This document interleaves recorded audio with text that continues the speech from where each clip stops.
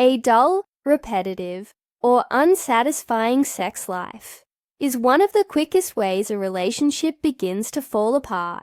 Countless affairs, breakups, and even disappearing acts after what seemed like a great date often come down to the same hidden issue. A man who doesn't truly know how to please a woman in bed. Here's the real truth. It never has to stay that way. If you're open to learning, you can become the type of man who gives a woman so much pleasure that she aches for more. Whether you're newly dating, several months into a relationship, or decades into marriage, you can create intimacy that curls her toes, shakes her body, and has her shouting your name in pure bliss. What most men fail to understand is that women's sexual satisfaction operates on an entirely different wavelength than their own. While men can often reach orgasm through straightforward physical stimulation, women require a complex interplay of emotional connection, mental arousal, physical technique, and sustained attention. The female body is an intricate landscape of pleasure zones, each responding differently, depending on her mood, stress levels, where she is in her cycle, and how safe and desired she feels in that moment. This isn't a weakness or complication. It's actually an incredible opportunity. When you learn to navigate this landscape with skill and genuine care, you become irreplaceable in her eyes. Think about the last time you were intimate with a woman. Did you rush through foreplay because you were eager to get to penetration? Did you use the same 3 moves you've relied on for years? Did you assume that what worked with a previous partner would automatically work with her? These are the mistakes that leave women feeling unsatisfied, disconnected, and eventually uninterested.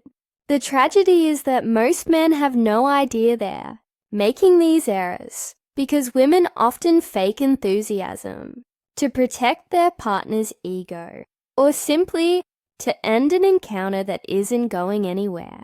Pleasurable.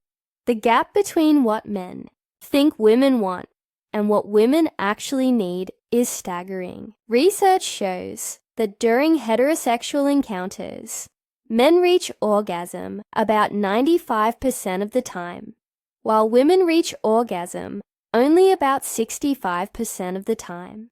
In casual encounters, that number drops even lower for women, sometimes below 40%. This isn't because women are inherently more difficult to satisfy. It's because most men approach sex with techniques that prioritize their own pleasure patterns rather than understanding the fundamentally different way women experience arousal and climax. When you start asking a woman what she likes, you're not admitting ignorance, you're demonstrating wisdom. The most sexually satisfied women consistently report that their partners communicate openly about preferences, desires, and boundaries. This communication doesn't happen once and then end. It's an ongoing conversation that evolves as you learn each other's bodies and as her desires shift over time. Some women discover new preferences as they age, become more comfortable with their sexuality, or experience life changes that affect their arousal patterns. Consider how you might ask these questions during a quiet moment together, not necessarily during sex itself. You might say something like, "I've been thinking about how I can make our intimate time even better for you. What's something you've always wanted to try but haven't mentioned?" Or, "When we're together, what makes you feel most turned on?" The key is to ask these questions from a place of genuine curiosity and care, not as a checklist you're trying to complete. Your tone should convey that her pleasure is a priority, something you actively want to understand and provide. Many women have never been asked these questions by a partner. They've spent years accommodating what men wanted, performing in ways they thought were expected, or simply going through motions that provided minimal satisfaction. When you become the first man to truly ask and then listen without judgment, you create a level of trust that transforms everything. She'll feel safe enough to explore her own desires, to admit what doesn't work, and to guide you toward what does. This vulnerability creates an intimacy that extends far beyond the bedroom. As you begin to understand her preferences, you'll likely discover that her arousal doesn't follow a linear path, unlike the relatively straightforward male arousal pattern that moves from stimulation to erection to orgasm. Female arousal often cycles and builds in waves. She might become very aroused, then plateau, then build again to an even higher level. This is completely normal and actually beneficial because each wave of arousal increases blood flow to her genitals, makes her more sensitive, and primes her body for more intense pleasure. Learning to recognize and ride these waves rather than rushing toward a finish line is what separates mediocre lovers from exceptional ones. The clitoris deserves far more attention than most men give it. While every man knows it exists, relatively few understand its true anatomy and potential. What you can see externally, that small button-like structure at the top of the vulva, is actually just the tip of a much larger organ. The clitoris extends internally, in two legs that reach down along either side of the vaginal opening. The entire structure contains approximately 8,000 nerve endings, which is more than any other part of the human body, male or female. This means the clitoris isn't just important for female pleasure, it's the epicenter.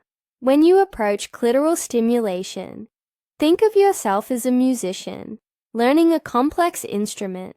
You wouldn't grab a violin and immediately try to play a concerto. You'd start gently, learning how much pressure the strings can handle, how different bow speeds create different sounds, and how subtle changes in finger placement transform the music.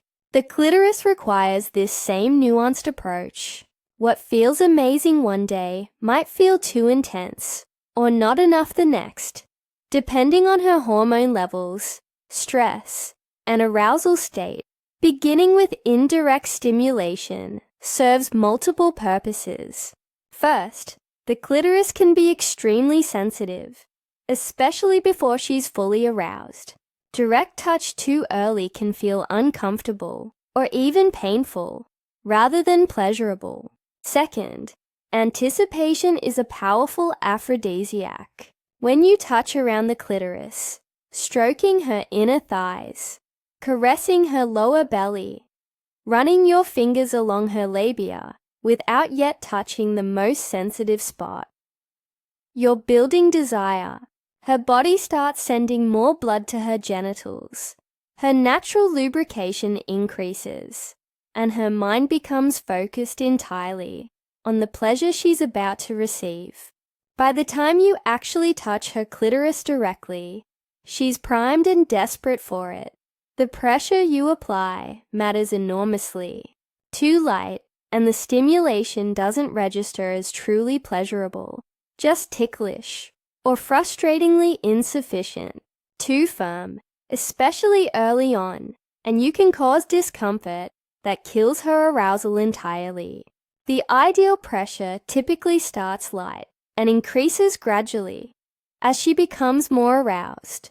A helpful technique is to ask her to place her hand over yours and guide the pressure she prefers.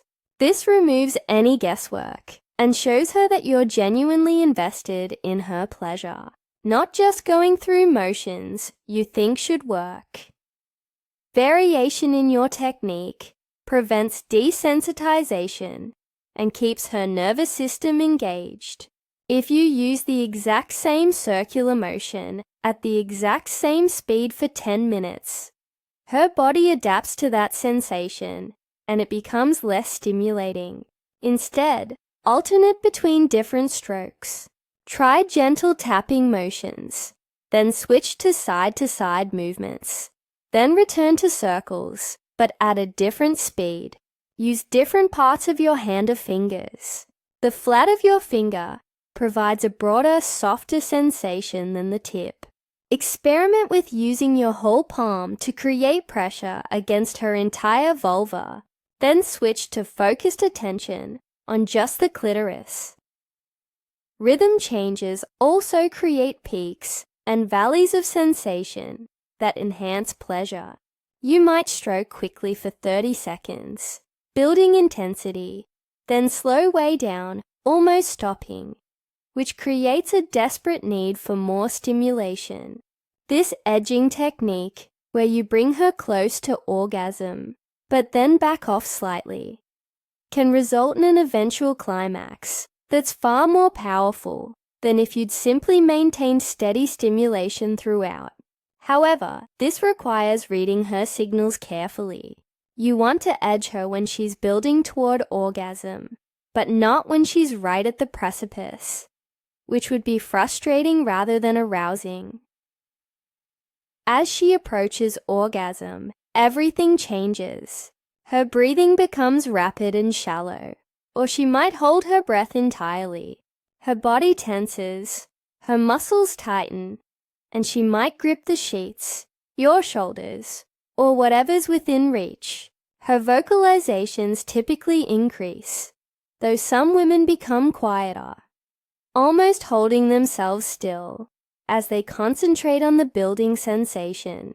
These are the signals that tell you to stop experimenting and lock in whatever you're doing. This is not the time to try something new or switch techniques. Maintain the exact pressure, speed, and motion. If you're using circular motions with moderate pressure, keep doing exactly that. If you're using rapid side-to-side movements, don't change to circles.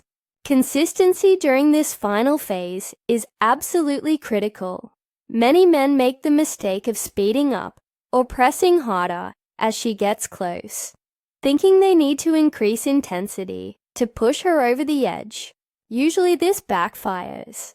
Her body has found its rhythm toward orgasm. With the current stimulation, changing anything can disrupt that building wave and force her to start climbing again from a lower point. Trust the technique that got her to this state and maintain it steadily.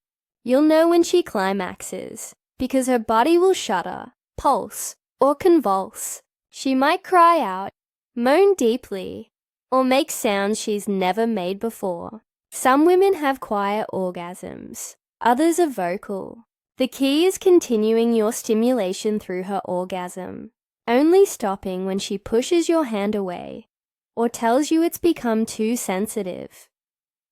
The G-spot represents another dimension of pleasure entirely, one that many women have never properly experienced, because most men either can't find it or don't stimulate it correctly. Located on the front wall of the vagina, about 1 to 3 inches inside, the G-spot is part of the internal structure of the clitoris. When you stimulate the G-spot, you're actually stimulating the backside of the clitoral legs through the vaginal wall. This creates a deeper, more full-bodied sensation than external clitoral stimulation alone. Finding the G-spot requires her to be significantly aroused first. When she's not turned on, the G-spot area feels like the rest of the vaginal wall, relatively smooth and undifferentiated. As she becomes aroused, blood flow increases to this area and it swells, becoming a slightly raised, ridged, or bumpy patch that's noticeably different from the surrounding tissue. Some women describe it as feeling like a sponge or the roof of your mouth. If you can't locate it when you first try, that's normal. Spend more time building her arousal through kissing, caressing, and clitoral stimulation. As her excitement grows, the G-spot becomes more prominent and easier to identify. The come hither motion is the classic G-spot stimulation technique for good reason. Insert 1 or 2 fingers into her vagina with your palm facing upward. Curl your fingers in a beckoning motion, pressing upward against the front wall. Start gently, using slow, deliberate motions.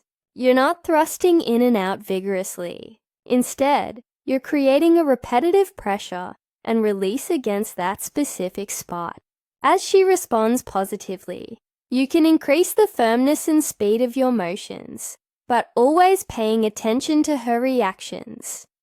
G-spot stimulation can create sensations that are unfamiliar and intense. Some women initially feel like they need to urinate when their G-spot is stimulated. This is normal and usually means you've found the right spot. That sensation typically transforms into pleasure. As stimulation continues and she becomes more accustomed to the feeling, encourage her to relax and trust the sensation rather than tensing up or worrying about it. If she's concerned about bladder control, suggest she empty her bladder before intimate time, which can help her relax into the experience. The real magic happens when you combine G-spot stimulation with clitoral attention. This is often called a blended orgasm, and many women report these as the most intense climaxes they can experience. The challenge is coordinating both types of stimulation simultaneously. One effective approach is to use your fingers internally on her G-spot, while using your thumb to stimulate her clitoris. Alternatively, you can use your mouth on her clitoris, while your fingers work internally. Some positions during intercourse also allow for simultaneous stimulation, particularly when she's on top, and can control the angle to hit her G-spot, while you or she stimulates her clitoris manually. Not every woman will ejaculate or squirt from G-spot stimulation, and that's completely normal. Female ejaculation is real and can happen with intense G-spot stimulation, but it's not universal and isn't necessary for her to have an amazing experience. If she does ejaculate, the fluid comes from the Skene's glands, which are located near the G-spot. The fluid is usually clear or slightly milky and doesn't have a strong odor. Some women find ejaculation intensely pleasurable and liberating, while others don't experience it at all. Never make her feel inadequate if she doesn't squirt. The goal is her pleasure and connection, not performing specific physical responses. Understanding the psychological component of female arousal is just as important as mastering physical techniques. Women's desire is significantly influenced by context, emotional state, and mental stimulation. Unlike men, who can often become aroused purely from physical stimulation, even when stressed or distracted, women typically need their minds engaged first. This is why romance novels and erotic fiction are so popular among women, why they appreciate partners who build anticipation throughout the day, and why feeling desired and appreciated outside the bedroom directly impacts their interest in sex. Creating the right mental and emotional space for her begins long before you reach the bedroom. Small gestures throughout the day that show appreciation, respect, and desire accumulate and build her interest. A text message during her workday, telling her you've been thinking about her. Helping with household tasks without being asked. Genuinely listening when she talks about her day. These actions communicate that you value her as a complete person, not just a sexual partner. Women are far more likely to feel desire for partners who make them feel seen, heard, and appreciated in everyday life. The environment you create for intimacy also matters. Most women struggle to relax into pleasure if they're worried about being interrupted, if the room is too bright and they feel self-conscious about their body, if there's clutter around that reminds them of tasks they need to complete, or if they're cold, uncomfortable, or distracted. Taking time to set an inviting atmosphere shows thoughtfulness and helps her shift from whatever headspace she was in before to a place where she can focus on sensation and connection. This doesn't require elaborate preparations every time, but simple considerations like locking the door, adjusting lighting to something flattering and romantic, putting phones on silent, and making sure the space is comfortable can significantly impact her ability to let go and experience pleasure. Foreplay deserves far more time and attention than most men give it. While men can often become fully aroused in minutes, women typically need 15 to 20 minutes or more of stimulation before they're fully ready for penetration. This isn't a flaw in female sexuality. It's simply how women's bodies work. During this arousal period, blood flows to her genitals. Her vagina lubricates naturally. Her clitoris becomes engorged, and her G-spot swells and becomes sensitive. Rushing through foreplay means attempting intercourse before her body is truly ready, which can result in discomfort, reduced pleasure, and difficulty reaching orgasm. Effective foreplay engages her entire body, not just her genitals, her neck, ears, inner thighs, breasts, lower back, and many other areas. Contains sensitive nerve endings that contribute to overall arousal. Kissing her deeply and unhurriedly, running your hands over her skin, massaging her muscles, and paying attention to her erogenous zones all build arousal and anticipation. The key is taking your time and being present, not mentally rushing ahead to penetration, but genuinely enjoying the process of building her pleasure. During penetration itself, angle and position matter tremendously for her pleasure. Many standard positions don't provide sufficient clitoral stimulation or don't hit the G-spot effectively. When she's on her back with her legs raised or resting on your shoulders, the angle allows for deeper penetration that can stimulate the G-spot more effectively. When she's on top, she can control the depth, speed, and angle, grinding against you in ways that stimulate her clitoris through contact with your pubic bone. Rear entry positions can provide intense G-spot stimulation. Experimenting with different positions and asking her what feels best shows that you're focused on her experience, not just getting yourself to climax. Pacing during intercourse is another crucial factor that most men get wrong. The rapid thrusting, shown in pornography, might look impressive, but often provides minimal pleasure for women. Instead, try varying your rhythm, using some deep, slow strokes, then shallow, quick ones, then pausing with deep pressure. This variation keeps her nervous system engaged and builds arousal more effectively than monotonous pounding. Pay attention to her breathing, vocalizations, and body language. When she gasps or moans in response to a particular motion, that's valuable feedback. Do more of what generates that response. After she orgasms, your responsibility doesn't end. How you treat her in those vulnerable moments afterward significantly impacts how she feels about the entire experience and about you.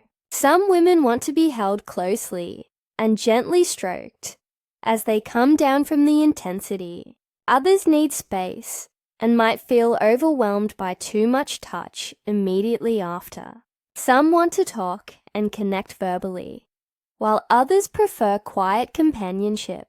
Asking what she needs or paying attention to her cues shows ongoing care for her well-being and comfort. The cumulative effect of consistently prioritizing her pleasure, communicating openly, mastering technique, and creating emotional intimacy is transformative. She'll begin initiating sex more frequently because she associates intimacy with you with genuine satisfaction and connection rather than obligation or disappointment. She'll feel more comfortable expressing her desires and fantasies because you've proven yourself trustworthy and non-judgmental. She'll think about your encounters afterward with genuine pleasure and anticipation for the next time. Most importantly, the intimate connection you share will strengthen your emotional bond, creating relationship security and satisfaction that extends into every other area of your life together.